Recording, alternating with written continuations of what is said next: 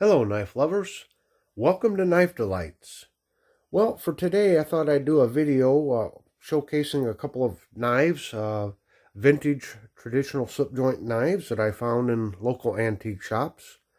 As I have said before, I can find delight in a whole bunch of different kinds of knives.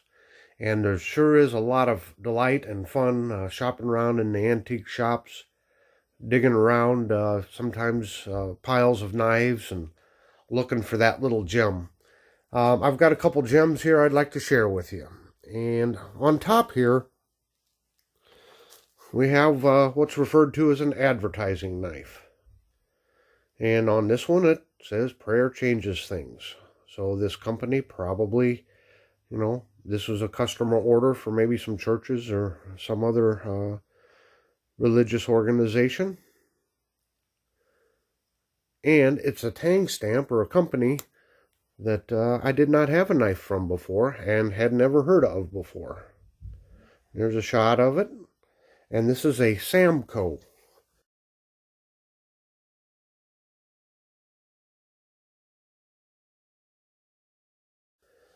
Which stands for Sanders Manufacturing Company.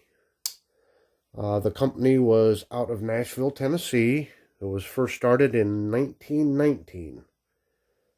And they produced promotional products, one of which was knives. Now, in 2016, a company by the name of Express-A-Button out of Minnesota purchased Samco.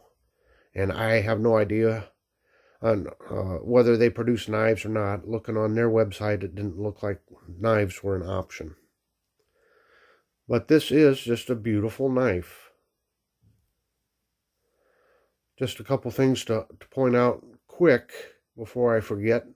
There's these bolsters. You see the little small bolsters on the ends?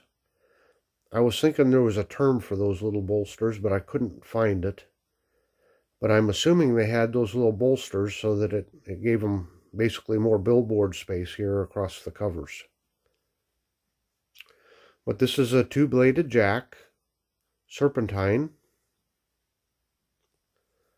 And I believe you would call that a cracked ice, a yellow cracked ice.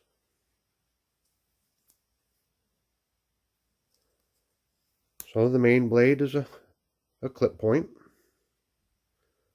You will see right here, there was some rust there.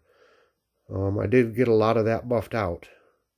One of the things I like to do with these knives is if there's any rust on them at all, immediately try to get the rust removed from them. And yes, it still does leave a blemish. With some further buffing, maybe I can get that to come out. But I'd rather have that little blemish there and stop the rust. You don't want the blades to become pitted, because there's no correcting or fixing a pitted blade. So, yeah, there's still some more work I can do on this knife. But overall, it's in fairly good condition.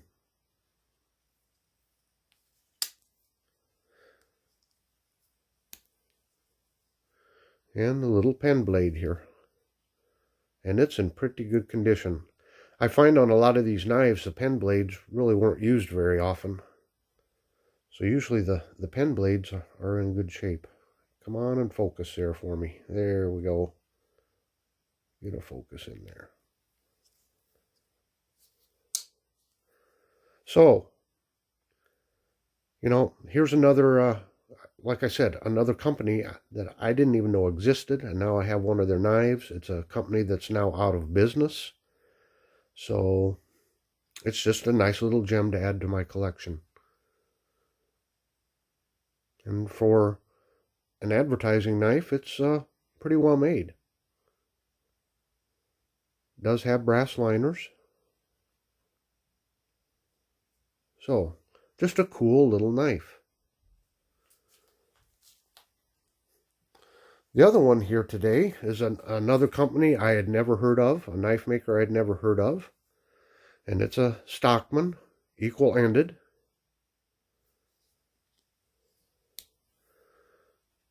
Main blade, clip point with a long pull on it. You can see the knife's been used. It is sharpened down quite a bit there, but it would still be a usable blade if I chose to use it.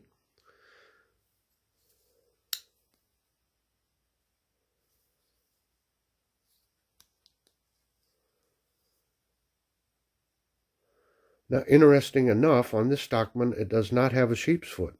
It has the main clip blade, and then it's got a spay blade there.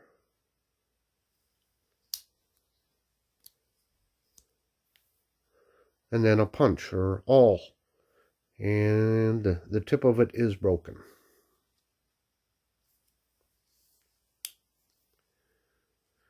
This little cutout here, I'm not quite sure. There's two different terms that can be used. One is called easy opener, when you have that little groove cut out of there. Or it's also called a nail relief. And I'm not sure what the difference is between the easy opener and the nail relief. But there is a little cutout there, so you can get to that blade. So, this knife was manufactured by Henry Sears and Son.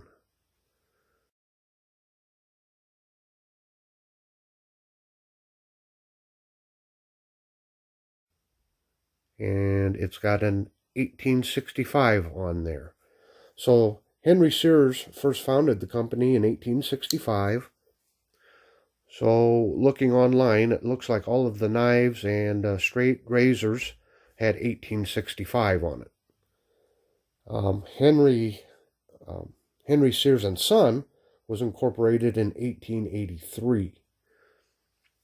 Now, some of the early tang stamps had Prussia imprinted.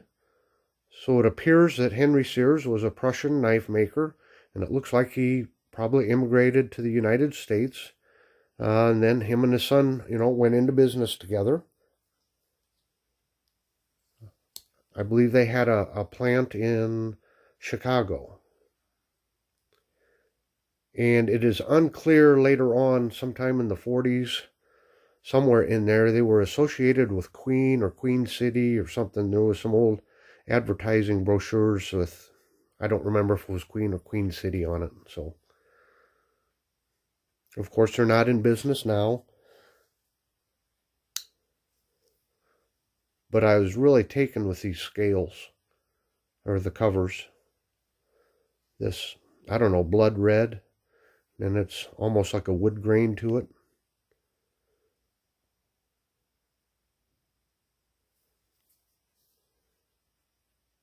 It's just a beautiful knife. When I first got it, it was full of dirt. I had to clean out lots and lots of dirt out of it. Had to oil it up. And I did notice that it's starting to separate here just a little bit.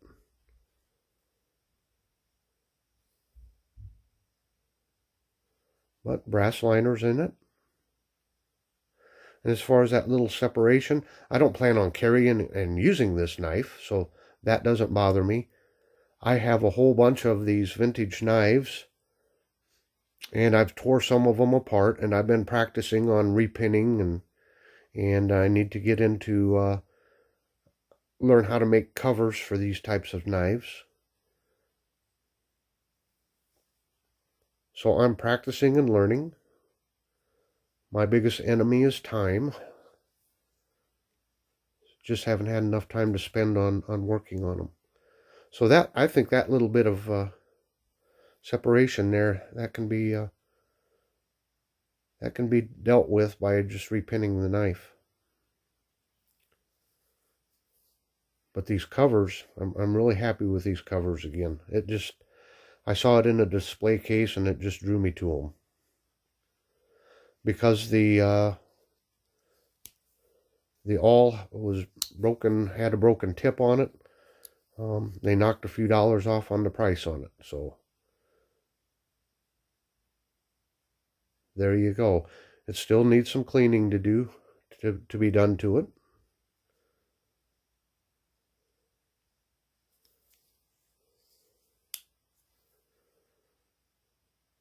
Just for kicks and grins, let's see what they weigh here.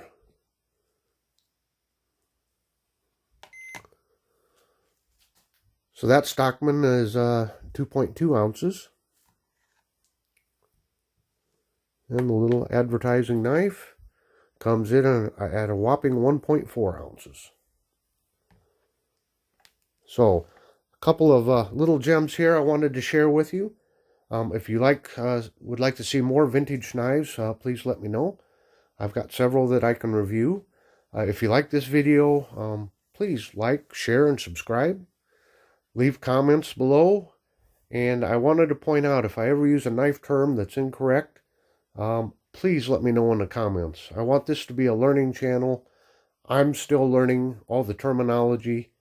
And so if I make a mistake on it, please let me know. Let's all learn together on this.